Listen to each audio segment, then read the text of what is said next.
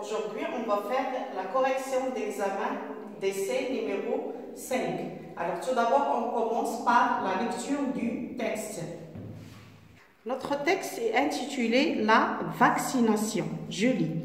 Les vaccins, ça pique, mais ça sert à quoi? Enfant, ou lorsqu'on voyage, on peut attraper des maladies dangereuses. Heureusement, pour certaines d'entre elles, rougeole, tétanos, méningite, scarlatine, rubéole, il existe des vaccins qui nous en protègent. Comment ça marche? Le vaccin est un médicament qu'on injecte sous la peau. Il contient un microbe virus ou une partie de celui-ci qui est tué ou affaibli. Si l'organisme réagit, c'est bien. Les globules blancs sont comme une armée de petits soldats. Grâce au vaccin, ces globules s'exercent pour combattre le vrai microbe ou le vrai virus. Est-ce que ça fait mal? La piqûre peut faire un peu mal, mais cela passe très vite. Cela prouve que l'organisme réagit bien. Parfois, des rougeurs ou une douleur à l'endroit de l'injection. De la fatigue et plus rarement de la fièvre peuvent apparaître, mais c'est mieux que d'attraper une maladie. Alors, comme vous savez, mes chers élèves, la vaccination bio, le vaccin, est un élément indispensable pour être en bonne santé ou bien en bonne forme. D'accord? C'est plus que la bonne alimentation, le sport et boire de l'eau. D'accord? Voilà. Alors, aujourd'hui, on va passer maintenant à la compréhension de l'écrit. Voilà. Alors, je lis la première question. À quel type appartient ce texte? Ce texte est un texte informatif, en même temps explicatif. Alors, si vous donnez les deux réponses, c'est juste. Pourquoi informatif? Parce qu'il nous donne des informations sur la vaccination. Et pourquoi explicatif? Parce qu'il nous explique, il nous donne des détails sur la vaccination. Vous voyez ici que dans ce texte, il y a des titres, des sous-titres ou bien des intertitres. Et ça, c'est parmi les caractéristiques d'un texte explicatif. 2. De quoi parle le texte? Alors, ce texte parle de la vaccination. Vous allez lire tout d'abord le texte 2 fois, 3 fois pour savoir de quoi s'agit-il. On parle ici de la vaccination ou bien de vaccin. La phrase numéro 3, qu'est-ce qu'un vaccin? Alors, d'après le texte, un vaccin est un médicament qu'on injecte sous la peau. D'accord? Voilà. 5. Le fait que, ou bien 4, d'après le texte, le vaccin est un médicament qu'on boit? Non, c'est faux. Alors, le vaccin est un médicament qu'on injecte, ce n'est pas qu'on boit. 5 maintenant. Le fait que l'organisme réagit au vaccin signifie que on est malade ou bien le vaccin n'a fait aucun effet ou bien l'organisme est prêt à se défendre. Alors ça signifie que l'organisme est prêt à se défendre. 6. Si des maladies attrapées à l'enfance. Alors parmi les maladies qu'on attrape à l'enfance, parmi les maladies contagieuses et dangereuses, il y a la rougeole, la rubéole, le tétanos, la méningite, et ainsi de suite. Vous allez me donner seulement 2. 7. À quoi sont comparés les globules blancs? Alors, les globules blancs sont comparés à des soldats. Pourquoi? Parce qu'ils combattent, d'accord? Ils combattent le vrai microbe ou bien le vrai virus. Alors, ça, c'est un sens figuré. 8. Trouve dans le texte ce qui montre que le vaccin a agi. Alors, on va lire bien le texte et trouver que si on a des rougeurs ou bien une douleur à l'endroit de l'injection ou bien de la fatigue ou bien de la fièvre, ça veut dire que le texte est ce que le corps a agi ou bien a réagi au vaccin. Alors maintenant, passons aux activités réflexives sur la langue. On commence par le lexique. Donne le contraire ou bien l'antonyme des mots suivants. L'antonyme On a dit toujours que les antonymes sont les contraires. Alors, ça veut dire les antonymes, ce sont deux mots qui ont un sens opposé. Alors, le contraire de petit, c'est grand. Le contraire de le vrai, c'est le faux. Le contraire de apparaître, c'est disparaître. 2. Trouve pour chaque mot un synonyme.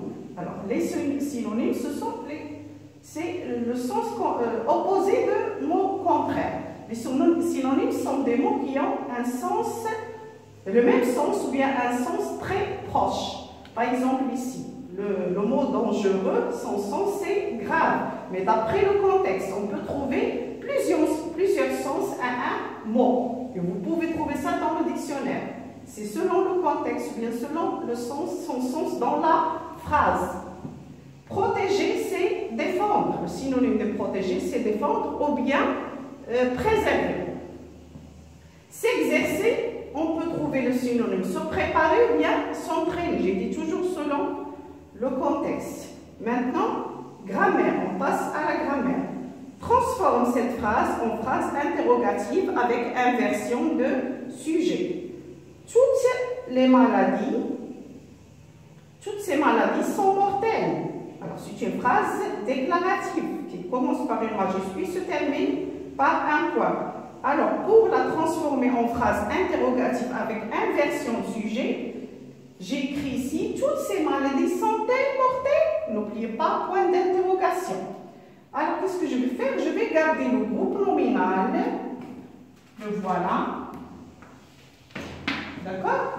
Et faire inversion de sujet avec le pronom personnel avec le verbe. D'accord? Inversion de pronom personnel avec le verbe, le pronom personnel ici qui est le sujet qui remplace toutes ces maladies. Puisque ces maladies, c'est féminin pluriel, on a mis ici elle féminin pluriel. 4.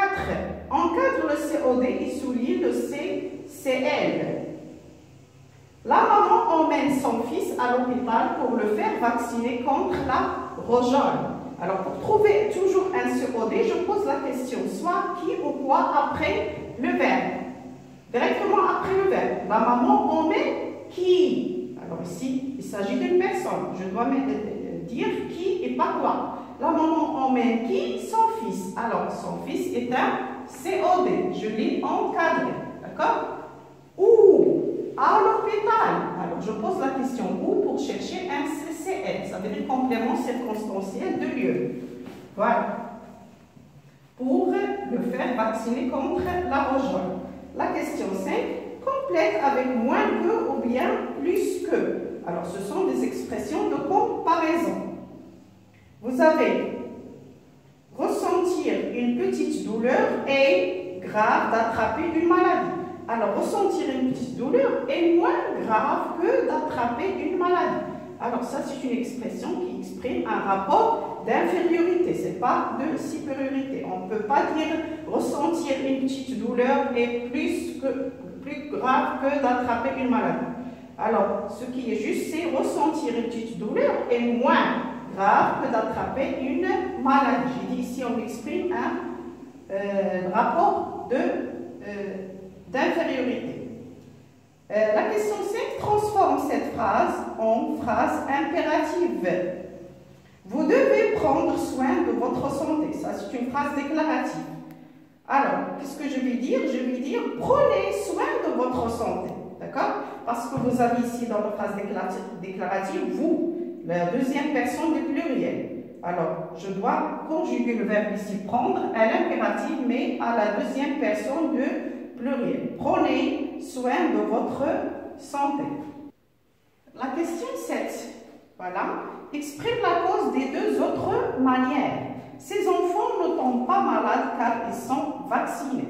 Alors, cette phrase contient une expression de cause qui est car. Voilà, nous devons exprimer la cause de deux autres manières. Alors, j'ai écrit ici, comme ces enfants sont vaccinés, ils ne tombent pas malades. D'accord? Alors, j'ai utilisé l'expression de cause qui est comme, qui se situe toujours au début de la phrase, suivie toujours de la cause. D'accord? Toujours les expressions de cause sont suivies de la cause. La cause ici, c'est d'être vacciné. Comme ces enfants sont vaccinés, ils ne tombent pas malades. Ou bien je peux dire, puisque ces enfants sont vaccinés, ils ne tombent pas malades. La deuxième, ces enfants ne tombent pas malades parce qu'ils sont vaccinés. Alors, car ici, je peux le remplacer par parce que. Car et parce que disent la même chose. Toujours suivi de la cause. On passe maintenant à la conjugaison. Conjugue le verbe entre parenthèses au temps demandé. Vous avez le verbe finir. Nous, le verbe finir, notre travail de contrôle médical à temps. Alors, vous avez le verbe finir. Vous savez que le verbe finir est un verbe de deuxième groupe. Alors, pour conjuguer un verbe de deuxième groupe au futur, je laisse le verbe comme il est, voilà, jusqu'à finir. Et j'ajoute les terminaisons de futur. Alors, nous finirons notre travail de contrôle. Mais la même chose pour les verbes de premier groupe. Je les laisse aussi à l'infinitif et j'ajoute les terminaisons de futur. C'est facile pour les verbes de premier groupe et de deuxième groupe quand est-ce qu'on veut les conjuguer au futur. La phrase qui suit, le verbe manger toujours à l'heure, à l'imparfait de l'indicatif. Alors, la réponse c'est on mangeait toujours à l'heure. Regarde ici, on a ajouté un petit E. Pourquoi? Pour que ça ne se lit pas manguait. D'accord? Alors, je mangeais. Au futur, on dit je mangeais. D'accord? E-A-I-S. Tu mangeais. E-A-I-S. Il mangeait. E-A-I-T. Nous mangions pas de E. Parce que G avec I se prononce J. Vous mangez, pas de E. Il mangeait avec S. Je dois ajouter un E. D'accord? Voilà. Alors, on mangeait, on ajoute un E. Nous, voilà la phrase qui suit, c'est nous, le verbe écrire des slogans pour sensibiliser à la sécurité routière. Alors ici, on doit mettre nous écrivons. Le verbe écrire au présent se conjugue comme suit. J'écris, tu écris, il écrit, nous écrivons, vous écrivez, ils écrivent, elles écrivent, nous écrivons. Le dernier verbe, c'est descendre de la voiture par la portière en arrière. C'est à mettre à l'impératif présent, à la deuxième personne du pluriel. Vous savez que l'impératif présent se conjugue qu'à 3 personnes. La deuxième personne du singulier, la première personne du pluriel et la deuxième personne du pluriel. Alors ici, on va le conjuguer à la deuxième personne du pluriel. Descendez de la voiture par la portière. Voilà. 9. Mais les verbes au temps qui conviennent, ici, ils n'ont pas donné le temps. Alors, c'est à moi de réfléchir. Qu'est-ce que je vais mettre? Si ma grand-mère ne pas le verbe être raisonnable, son état s'aggraverait. Alors, puisque ici, alors, oui, j'ai... Voilà. Non, si tu ne participiez à la... Attendez, j'ai mis ici une erreur. Alors, si vous participiez, pardonnez-moi, si vous participiez à la campagne de sensibilisation, tout le monde resterait à la maison. Alors, si vous participiez... Si plus un verbe à l'imparfait donne un autre verbe au conditionnel, présent. Si plus imparfait, plus présent. Orthographe. Voilà. Réécris cette phrase en mettant les accents qui conviennent. Tout enfant doit être vacciné dès son bas âge. D'accord? Alors, tout enfant doit être. Être, le verbe être s'écrit toujours avec accent circonflexe. Vacciné avec accent aigu. D avec accent grave. Son bas, âge s'écrit toujours avec accent circonflexe. Voilà. La question 11. Complète avec ce qui est entre parenthèses. Je dois mettre ce ou bien ce. Ce qui est SE, le pronom réfléchi, qui se met toujours avant un verbe pronominal, et ce qui est le déterminant démonstratif, CE. qui se met toujours devant un nom qui est au masculin singulier. Alors, je dois mettre ce médicament ici, puisque vous avez un nom qui est au masculin singulier. Je dois mettre ce qui est le déterminant démonstratif. Second, ici, vous avez un verbe. Alors, ce plus verbe donne un verbe pronominal. Ce ici, c'est le pronom réfléchi. En pharmacie, voilà. La sage-femme est là dans la salle d'opération. Alors, qu'est-ce que je dois mettre ici? Voilà, soit là ou bien là. Là, sans accent grave, qui est l'article défini. Et là, qui est l'adverbe de lieu, on peut le remplacer par ici. La sage-femme est là dans la salle d'opération. La première là, c'est sans accent. La deuxième avec accent grave. La dernière question, c'est, mais au pluriel, c'est non composé. Un coffre-fort, alors les noms composés, ici vous avez un coffre-fort, des porte-manteaux. Au pluriel, on dit des coffres forts. Alors vous allez voir qu'on a ajouté un S. Pourquoi? Parce qu'il s'agit d'un nom. Et les noms au nom, les noms au mot, ou bien les noms, oui, au nom composé, ils se mettent au pluriel et prennent la marque du pluriel. Aussi, l'adjectif prend la marque du pluriel. Des coffres forts. Ici, des porte-manteaux. Alors, porte, puisque c'est un verbe, les verbes et les adverbes ne prennent pas la marque du pluriel, donc les noms composés lorsqu'on les met au pluriel. Alors, porte reste sans S. Mais manteau, c'est un nom et prend X. Un manteau, des manteaux avec X. Voilà, c'est tout pour aujourd'hui. Merci mes enfants. Demain, on corrigera la production écrite.